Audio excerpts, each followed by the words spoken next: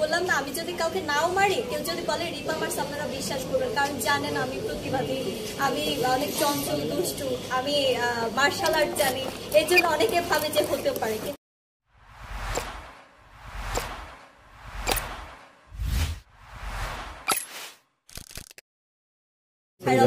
না না, যুগান্তরে নিউজ হয়েছে রাজদীপা, আমি কিন্তু আমার মিথ্যে বলছি না। যুগান্তরে নিউজ হয়েছে এক পাতা ভরে যে তুমি একজন প্রযোজককে মারছো, সেটা সত্য কিনা?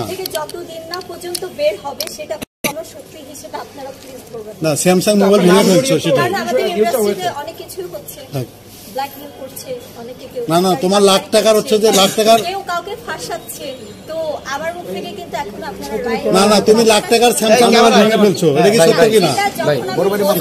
যখন আমি প্রমাণিত সামনে আসবো তখন সেটা নিয়ে আমার সাথে আপনারা ফাইট করবেন। ওকে, শেষ করে দাও। আচ্ছা ভাই শেষ, ভাই দাঁড়ান না, ভাই শেষ না, শেষ হয়নি।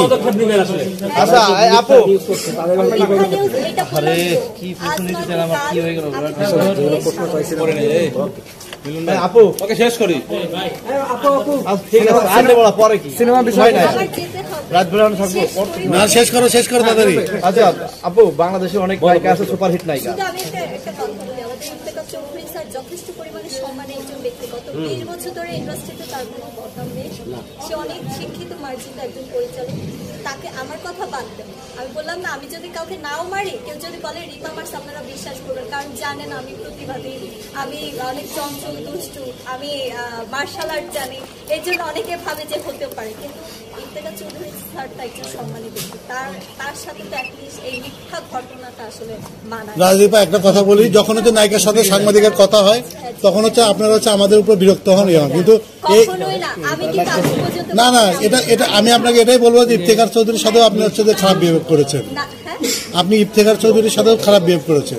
প্রমাণ আছে। সিনেমা নিয়ে ভাইয়া, একটা সিনেমার পথ আমরা পাড়ি দিচ্ছি গত 3-4 বছর, তো তার সাথে আমার একটা খুবই সুন্দর একটা সম্পর্ক, তাকে আমি বাবা বলে ডাকি, ঘরের ভাই বোনের সাথে ঝামেলা হয়, বাবা মায়ের সাথে ঝামেলা হয়, আমার যদি ওই সময় যদি আমার ম্যাচুরিট ভাবটা থাকতো তাহলে তো এগুলো পাবলিক প্লেসে আসতো না।